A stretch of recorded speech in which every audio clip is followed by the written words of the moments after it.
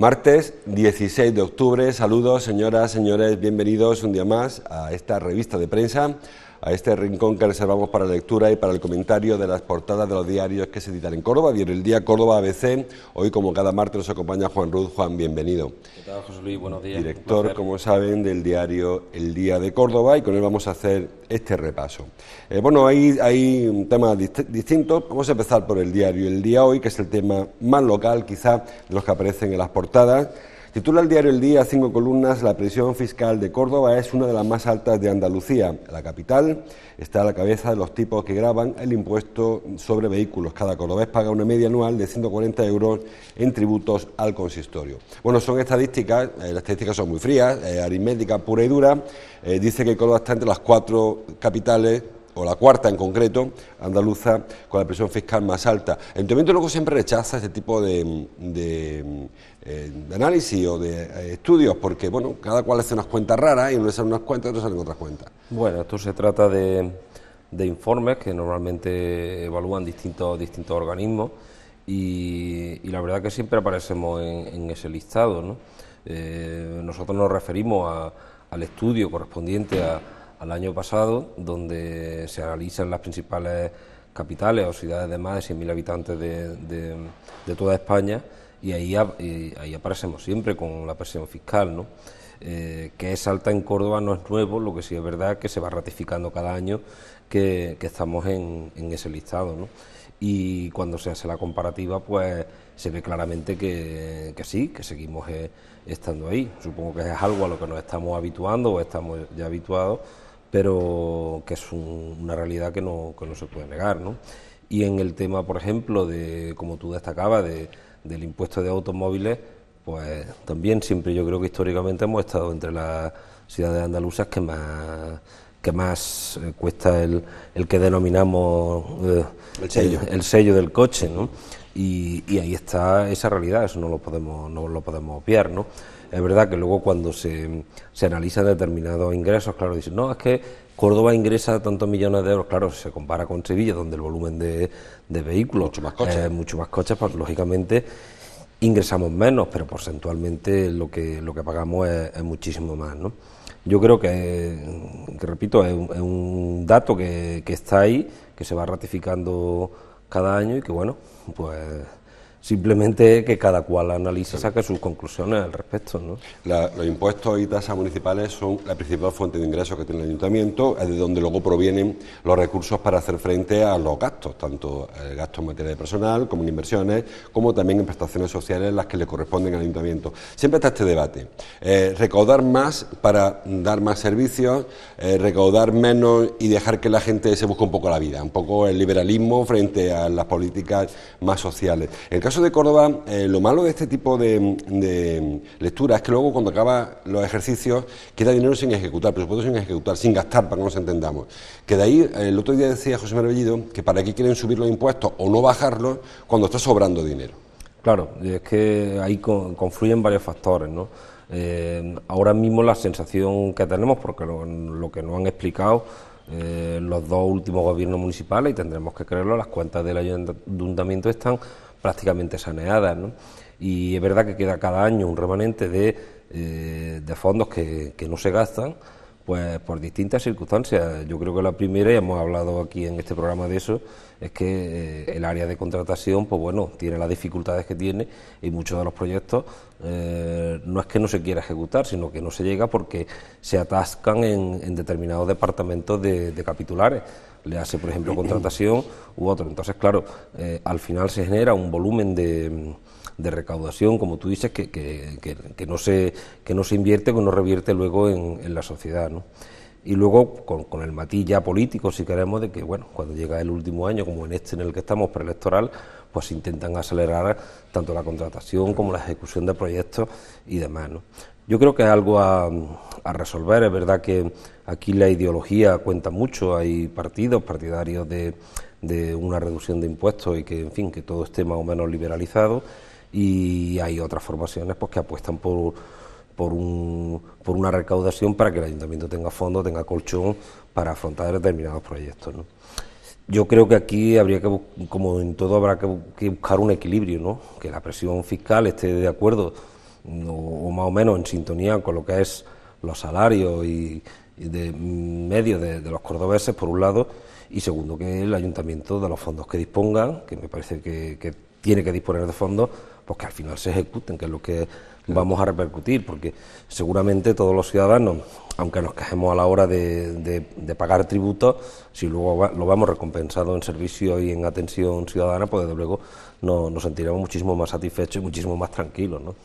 Claro, el mismo debate que estamos ahora viendo en la política nacional, el planteamiento que está llevando el PSOE ahora al Congreso es subamos algunos impuestos para poder tener dinero para dependencia, para aumentar, por ejemplo, el salario mínimo, mientras que quien piensa que no, que los impuestos tienen que controlarse porque así se crea riqueza y al final llegar a un sitio por dos caminos distintos. La política de izquierda habitualmente consiste en subir impuestos y además no lo oculta a la izquierda porque es una forma de recaudar para dar más servicios. Sí, yo creo que es el eterno debate entre más o menos las políticas liberales y las políticas de izquierda o de centroizquierda, ¿no? Al final al camino al que se lleva es el mismo, ¿no? Y los matices, pues bueno, algunas de esas políticas recaudatorias de impuestos con las que, en fin, yo no soy excesivamente beligerante, ¿no? Pero sí es verdad que en ocasiones hay cierto abuso, desde mi punto de vista, aunque al final somos todos los que pagamos. Claro. Cuando hay la progresividad que se dice, yo creo que es lo que hay que medir muy bien, porque ahora, por ejemplo, con este acuerdo del que tú hablas a nivel nacional, para el presupuesto, por ejemplo, se contemplan, en fin, una serie de medidas, pero al final lo que más va a generar, si salen las cuentas adelante, que es pues la subida del diésel, y la subida del diésel nos afecta a todos por igual, independientemente de la renta que tengan, ¿no? Claro. Entonces, yo creo que eso es lo que hay que medir y ser equilibrado a la hora de plantear un camino u otro para al final, como tú dices, llegar al mismo sitio. Hablaba antes Juan Mequí, pero esto que se atrancan. Trae hoy el diario Córdoba en su portada, lo traen todos, a 5 columnas, el retraso en las comisarías. Titula el diario Z, de Grupo Z, 8 meses de retraso para las comisarías por trámites de suelo. La gerencia de urbanismo atribuye la tardanza a los procedimientos administrativos de los expedientes. También el diario El Día lo trae en su portada, en la parte superior.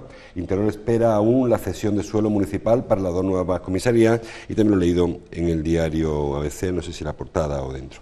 En cualquier caso aparece también. Es un proyecto, este es muy antiguo, un proyecto que viene de este mandato o al anterior incluso, cuando se planteó la necesidad de modificar, de cambiar la comisaría de Campo Madre de Dios. Se decidió que iría a los terrenos de la ampliación del Zoco y también la avenida Manolete y también la Plaza del Moreal, creo que es la otra que se solicita. La sorpresa ha sido que a preguntas de Antonio Hurtado y de Marcial, creo que han sido los dos que le han preguntado, Marcial Gómez, Ciudadanos, Antonio Hurtado del PSOE, pues el gobierno dice que no sabe nada de la cesión que nosotros teníamos ya más que por consolidada, por hecha, y la espera de que empezaran los estudios previos. Claro, entramos en el eterno debate también de estos expedientes administrativos que se retrasan y demás, ¿no?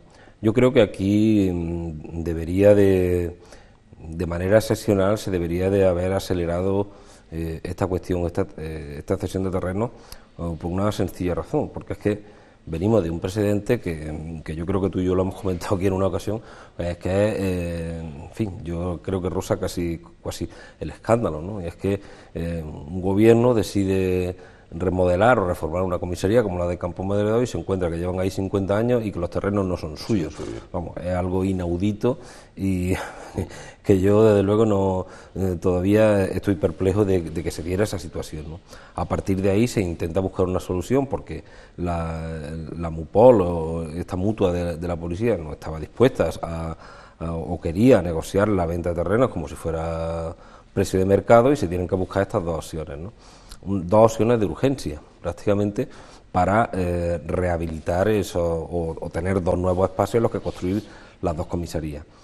Y al final, después de intentar acelerar esto con el anterior secretario de Estado, que además fue alcalde, con la actual alcaldesa, y repito, aquí nadie, ninguna institución sabía o había reparado en que esos terrenos no eran suyos, pues se busca esta solución de urgencia.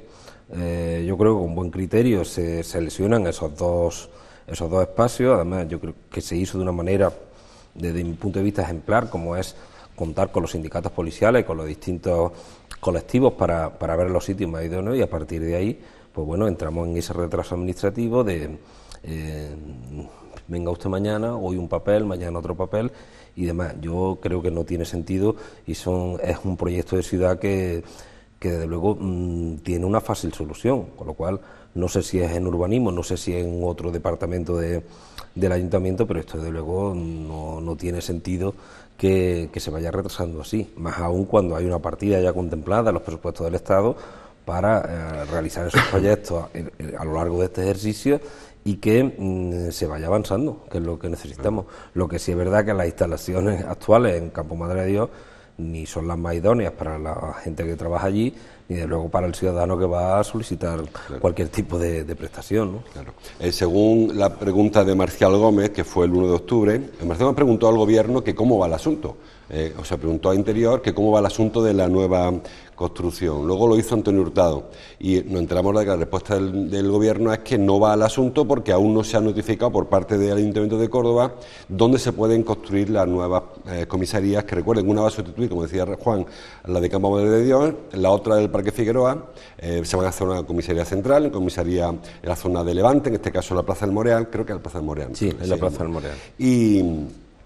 Y entonces dice el Gobierno que no sabe nada de cesiones. La gerencia aprobó la cesión de Manial de las dos fincas. También lo aprobó el Pleno, con lo cual falta, creo yo, notificarlo solo a Interior para que la Secretaría de Estado de Seguridad o de Interior empiece con los trabajos previos. O sea que, según decía ayer el Salvador Fuentes, que fue quien denunció este asunto, es un tema simplemente de notificación administrativa, no hay más, porque el resto de trámites está ya realizado. Aunque estamos un poco liados ahí en este asunto. Sí, yo creo que bueno, para ser más preciso, yo creo que el Gobierno es consciente de los acuerdos que se han firmado, de que de la validez y la vigencia de esos convenios de cesión de suelo, y lo único que está esperando es la notificación en la que se diga: oiga usted, Ministerio del Interior, esto ya pasa a ser solo para que usted lo ejecute. Yo creo que es algo así de simple. No sé qué trámite, no sé qué traba administrativa pueda haber para un proyecto de este tipo, ¿no? Yo creo que entramos a veces en una dinámica donde la excesiva burocracia, en fin, nos sorprende, aunque sabemos que existe, nos sorprende de manera vamos, tan intensa, es que no se llega a entender, porque además son 8 meses de que se firmó. Yo creo que tiempo ha habido de sobra para, en fin, desatascar cualquier problema o trámite administrativo de suelo, que además en un principio las dos partes vieron como idóneo, donde se supone que no había ningún otro problema de otra índole, ni con parcelas que estuvieran al lado, que hubiera algún tipo de circunstancia anómala que hubiera que atender. En fin, yo creo que las dos partes, hasta mirar las fichas urbanísticas, que no es tan complicado, se dieron cuenta de que ese suelo se podía ceder, con lo cual repito que yo, vamos, no logro entender esta demora, ¿no? Supongo que habrá algún tipo de explicación, nos dirán dónde está el procedimiento. Por cierto, había esta mañana una comparecencia de la alcaldesa que no hemos al final, que será sin preguntas, con lo cual a lo mejor hay que evitar que haya algún tipo de cuestión, porque la verdad que el tema es un tanto extraño, eso de que, porque hay quien piensa, como aquí tanto malos pensados, esta profesión también, que no se quiere apretar mucho al Gobierno porque a lo mejor no hay dinero para construirlo y sería ponerle un incumplimiento más, una pancarta que no llega. En fin, cada cual que saque su lectura. Lo cierto es que no se aprieta igual al Gobierno de tu color que al Gobierno de otro color, y eso pasa con un Gobierno de PP hacia el PSOE, del PSOE hacia el PP, de izquierda hacia todos, ¿no? Porque ha ocurrido siempre. Sí, bueno, pero bueno, en este caso yo creo que tú dabas antes un matiz importante en este sentido. Es el propio Gobierno el que reconoce: mire ustedes, estamos esperando que el Ayuntamiento nos ceda los terrenos. En el momento que cedamos los terrenos, nosotros acometeremos el proyecto, pero hasta que no tengamos ese suelo, nosotros no podemos seguir adelante con el expediente. Yo creo que aquí, más allá de que se quiera apretar más un Gobierno u otro, no tiene por qué haber ningún problema, y más cuando se trata de un presupuesto que ni siquiera que está gestionando el Partido Socialista, pero que es el presupuesto que aprobó el Partido Popular, y donde hay esa partida, que no sé si son 600 o 900.000 euros, que te permite, aunque fuera solo €1, que muchas veces nos volvemos locos también con esto de que las partidas tienen que tener tal cuantía o menos, ¿no? Para que un expediente eche a andar y se pueda encargar y redactar el proyecto, hace falta con que solo sea €1, claro. Simplemente que luego pues en fin, vayas periodificando el pago que tú tengas a la empresa. En fin, yo siempre digo, con 1 euro se puede licitar un hospital y en el siguiente presupuesto del ejercicio que viene, pues puedes contemplar las cantidades que tú consideras oportunas para hacer el abono de esos trabajos, ¿no? En este caso solamente sería estudios previos por ahora, no se habla de poner primera piedra, sino empezar con los trabajos, pues los típicos, las catas, los trabajos geofísicos, estos que se hacen, va a ver la altura, los suelos, etcétera, etcétera. O sea que para eso, con 600.000 euros habría en principio más que de sobra. Seguimos avanzando. Dice el diario Córdoba en su portada: expertos estudian en Córdoba los retos agroalimentarios. Bueno, es un congreso nacional de ingenieros agrónomos que coincide en el tiempo y también en algo con la temática con Biocórdoba, que se inaugura hoy. Hablamos de respuesta de la sociedad a problemas de la sociedad, en este caso agrónomos que, como dice el diario Córdoba, estudian retos que nos obligan a todos a alimentar a más población con menos recursos. Todo el mundo da por hecho que habrá menos agua, que habrá menos tierra probablemente, y que hay que poner en marcha nuevos retos. Por eso decía que se confunde un poco con Biocórdoba, se confunde la temática, que no deja de también trabajar en ese sentido. Córdoba tiene una posición en Europa, en España y en Europa, en la agronomía, en la industria, en los ingenieros agrónomos, bueno, que ahora se pone de manifiesto también en este congreso nacional. Ayer estuvo el consejero, vino a Córdoba, habló de estos retos, los ingenieros que vienen de fuera, la decana creo que también habló de este reto y esa importancia que tiene Córdoba en este proceso. Córdoba quizá no aprovecha esa potencialidad, ¿verdad? Hemos hablado muchas veces de potencialidades. Córdoba en el sector agrícola y pecuario, en el agropecuario, veterinaria y agrónomos, fue en su día pionera, fue referente a nivel nacional e internacional y parece como que se está cediendo un terreno.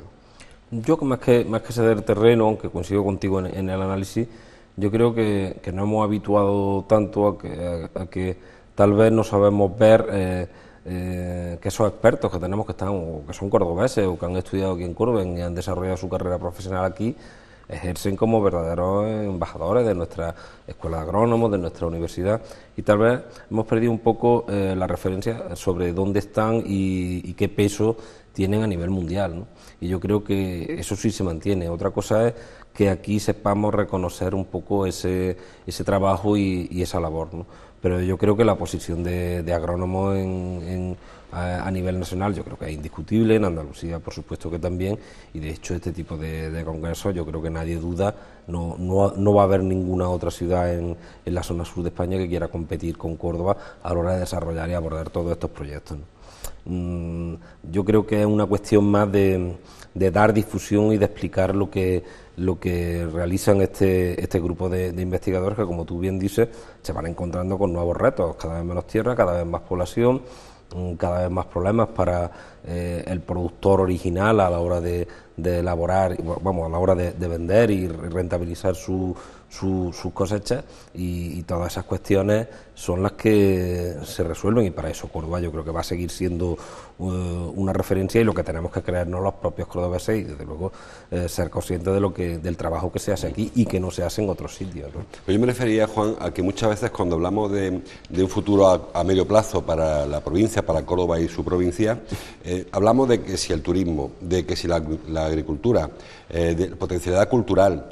Yo no sé si estamos desperdiciando posibilidades, y el caso de la agronomía, Córdoba tiene una extensión grande, una extensión tradicionalmente dedicada al cultivo, quizá cada vez más al monocultivo, porque va comiendo terreno en olivar, pero es cierto que Córdoba en su día, y sigue siéndolo, como dice Juan, referente andaluz en cuanto a la agronomía, referente andaluz y nacional, que hay muchos ingenieros agrónomos por Córdoba que están haciendo trabajo interesantísimo, pero no sabemos todavía, no definimos qué queremos para Córdoba, si queremos una ciudad dedicada al sector primario, al terciario, si queremos cultura, si queremos montar bares, hoteles. Falta. Yo creo que al final tendremos que diversificarlo todo, y la frase es tuya, no poner todos los huevos en la misma cesta, ¿no? Sí. Yo creo que tenemos que apostar por 3-4 sectores claves, ¿no?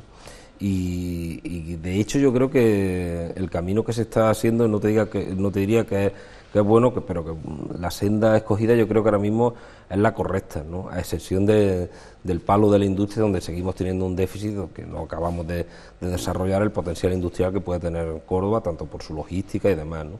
En el plano agropecuario es verdad que se está corriendo el riesgo del monocultivo, pero también hay zonas, tenemos unas zonas regables muy extensas en la zona sur de 40-50.000 hectáreas, donde los distintos ensayos, en fin, nos van dando pistas de nuevos cultivos, de nuevas opciones y demás. También es cierto que se trata de proyectos que van con cierta lentitud. En el mundo de hoy día todos tenemos muchísimo más prisa de lo que en realidad luego la técnica o lo que nos pueden decir los estudios nos pueden determinar, porque la fiabilidad, por ejemplo, de un determinado cultivo donde climatológicamente no estamos preparados y demás, adaptarlo al medio y al ecosistema en el que estamos es algo lento, ¿no? Donde precisamente los ingenieros tienen que trabajar mucho y es un trabajo de años, ¿no? Y de hecho yo recuerdo eso, algún tipo de cultivo extraño que yo he visto en la agricultura, pero bueno, ¿y esto cómo se puede...? El pistacho, por ejemplo. Claro, del pistacho, por ejemplo, llevamos hablando casi una década, ¿no? Poco a poco se va asentando, pero hasta que veamos de verdad el potencial y haya una cosecha tras cosecha donde se pueda medir esa productividad, donde se pueda medir también la aceptación en el mercado en cuanto a calidad y demás, eso tiene que pasar un tiempo, ¿no? Y entonces tal vez nos falta cierta paciencia, ¿no? Yo creo que en ese sentido estamos haciendo las cosas medianamente bien, con sus matices y sin olvidar el periodo que hemos pasado también una década donde todo este tipo de iniciativas también han sufrido un frenazo, ¿verdad? Tenemos que ser sinceros, sí. No, esto va a la par de la sociedad, igual que en fin, que se han reducido las inversiones en determinados aspectos, incluso esenciales para lo que es la vida de las personas. Este tipo de proyectos también han sufrido un parón y ahora tienen que recuperarse, ¿no? Efectivamente. Vamos con un tema de sucesos que aparece en la portada del diario El Día, aparece en todos los periódicos, El Día lo trae a su portada, su primera plana, titula el diario El Día: detienen a un hombre por violar a una joven tras drogarla. La mujer apareció en una plaza cercana al local donde se encontraba previamente, sin recordar nada. Bueno, es una discoteca del centro de la ciudad, esto ocurrió la madrugada del día 11 al día 12, y bueno, nos enteramos ayer porque enviaron una nota la policía en este sentido. Bueno, es un caso que está todavía bajo investigación, evidentemente, pero es cierto que ya han detenido. Sí, hay una persona detenida, los datos que tenemos son los que facilitó ayer mediante un comunicado la policía local, y bueno, es el típico asunto donde, en fin, yo creo que hay que hacer un llamamiento a la población, sobre todo para que estemos en alerta, ¿no?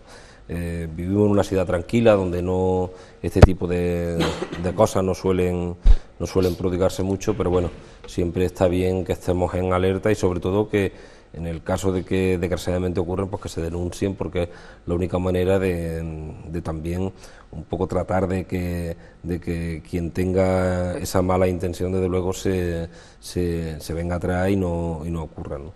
A mí me parecen hechos bastante graves, que supongo que tendrán una sentencia ejemplar, ¿no? El caso es muy similar al que se ha acusado en otro, por ejemplo, al grupo famoso de la Manada, ¿no? De utilizar determinados productos para drogar a sus víctimas y luego, pues, en fin,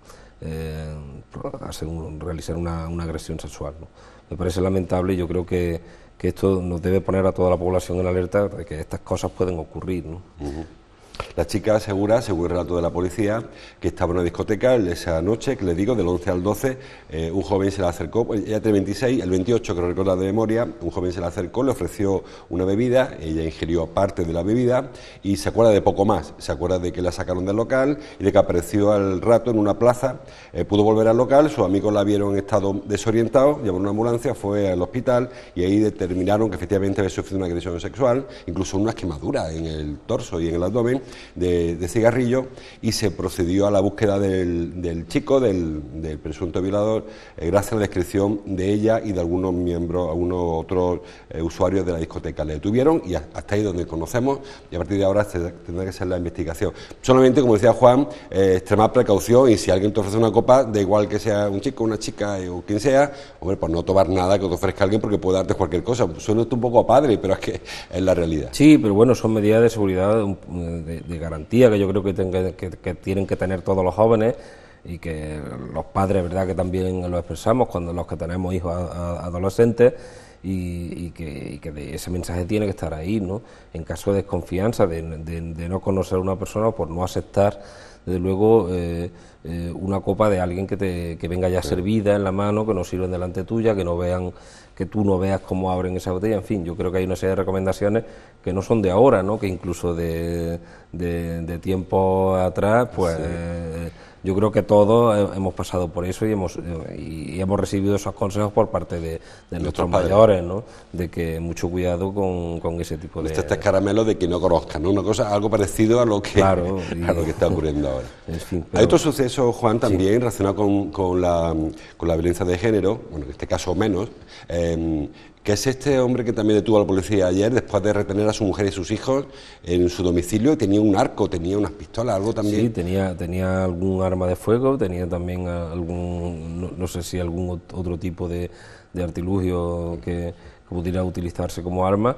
Y, en fin, tuvo un episodio también extraño porque encerró desnudo a su mujer y a su hijo en el baño. En fin, hubo ahí una serie de episodios violentos.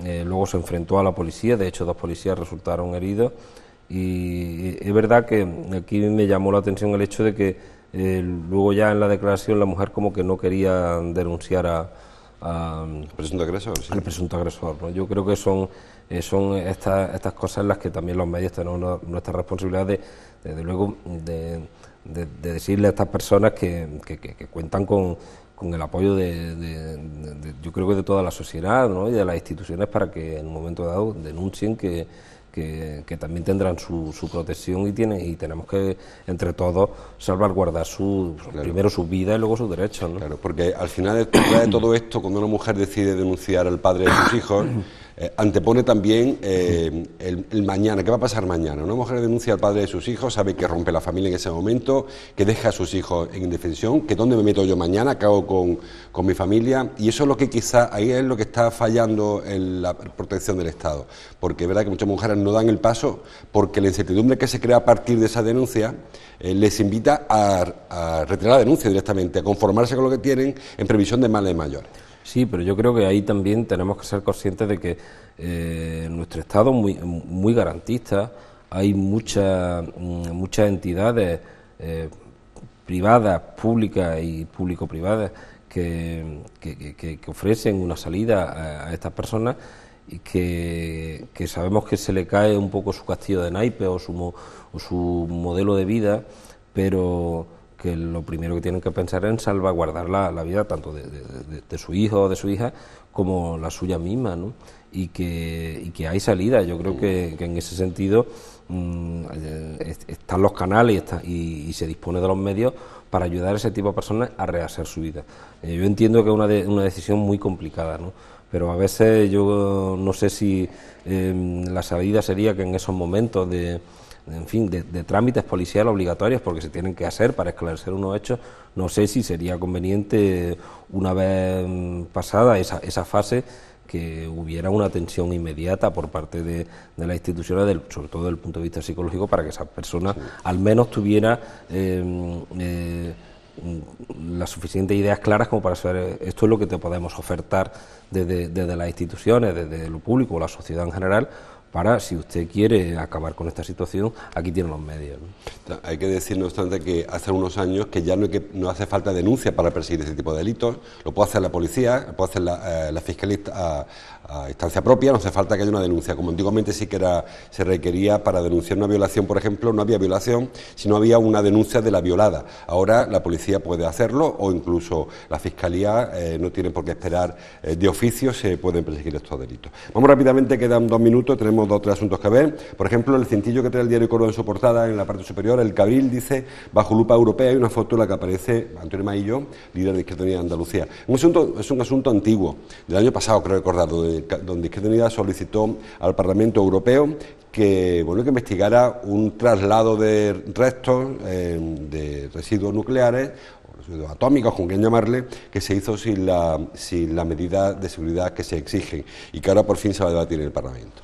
Sí, bueno, yo creo que el Parlamento europeo en este caso ha hecho lo que tenía que hacer, es que una demanda de un partido y simplemente se pide que se examine lo que ha ocurrido, si es que ha ocurrido algo, ¿no? Yo creo que aquí entramos siempre en el mismo debate, Cabril sí, Cabril no, que al final yo siempre he dicho que me parece, en fin, un debate incluso tramposo, porque podemos coincidir en que el Cabril, una vez que se colmate, pues se tendrá que cerrar y se tendrá que buscar otro espacio para albergar esos residuos, pero lo que está claro es que los residuos que ya que están, que incluso no hemos generado la sociedad de ahora, sino que se ha generado desde los años 50, en algún sitio tienen que estar y tienen que estar lo suficientemente seguros, con lo cual demonizar al cabril, en fin, yo creo que tiene sus riesgos, porque el cabril no genera residuos radiactivos, el cabril lo único que hace es almacenarlos con seguridad. Entonces, yo creo que aquí, con excesiva demagogia a veces, se juega con la palabra cabril, ¿no? Oiga, por un momento podemos coincidir en que hay que clausurarlo ya, pues perfecto, es una decisión política, adóptela, que la tenga que adoptar, pero lo que está claro es que desmantelarlo no podemos hacer, porque esos restos que están ahí, los que vivimos alrededor, por supuesto tendrán que tener todas las garantías de que eso que ya está ahí, y que una decisión que se tomó hace 40 años, pues se tendrá que seguir con toda la seguridad y con todas las garantías para los ciudadanos que vivimos en Andalucía. Les quedo dos asuntos que son los que son más polémicos. Uno, el traslado del resto de Garoña, que según dice Izquierda Unida no se hicieron con las medidas, hay que llevar un convoy, unas carreteras especiales, o sea, una carretera especialmente acondicionada, escoltado, etcétera, no se hizo así. Bueno, pero se hizo. Y luego la filtración de la celda 21, creo que es una filtración que se detectó en su día, que parecía que había agua que entraba y que luego podía contaminar el acuífero. Son los dos temas que se van en principio a investigar, aunque como dice Juan, es un tema recurrente, que llevamos 30 años hablando de él. Es un tema recurrente que además Izquierda Unida saca cuando vienen las elecciones, y yo te digo, yo creo que a veces sin quitarle la razón a lo mejor en el fondo o cierta argumentación que pueda tener su solidez, al final se recurre a la demagogia, ¿no? Y en el caso de la filtración de agua que te refieres, aquí hubo una filtración que fue hace prácticamente casi 15 años que se solucionó, ¿no? Este año, en la memoria, y además yo creo que mi periódico fue el primero que lo contó, lo que ha habido fue un exceso de agua que ha entrado en los canales de reparto del agua y no ha llegado a ninguna celda, simplemente ha llovido más que en otros años y esos canales de desagüe pues han tenido más agua que cualquier otra circunstancia. Esa es la información oficial del Consejo de Seguridad Nuclear, no ni siquiera de la propia empresa, Enresa, sino del Consejo de Seguridad Nuclear, que está ahí en la memoria. Con lo cual, esto es el típico debate, coincido contigo, donde, en fin, se puede hacer toda la demagogia que se quiera al respecto, ¿no? Vamos terminando.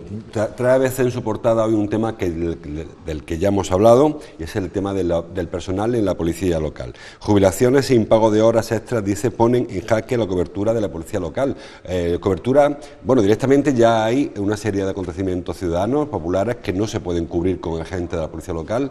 Hablamos de la media maratón ahora de noviembre, hablamos de la sinfín de procesiones que ha habido este mes de septiembre y también en octubre, y que hace falta recurrir a voluntarios, que no sé hasta qué punto tienen autoridad como para regular el tráfico, que son quienes están echando la mano a la policía local porque no da abasto, literalmente. Sí, yo creo que es un problema que viene ya desde hace unos meses, desde que los agentes decidieron no realizar esa hora de productividad simplemente porque no se les pagaba. Se les paga muy tarde, muy mal, o no se les paga. O no se les paga directamente, con lo cual habrá que llegar a una solución, yo creo que pronta y rápida, entre los sindicatos y el Ayuntamiento Municipal para que este tipo de historias no se vuelvan a repetir, ¿no? A mí me parece un poco poner en jaque determinados eventos que tienen en la ciudad, donde hay mucha presencia de público, donde, en fin, yo creo que eso habrá que resolverlo de alguna manera, ¿no?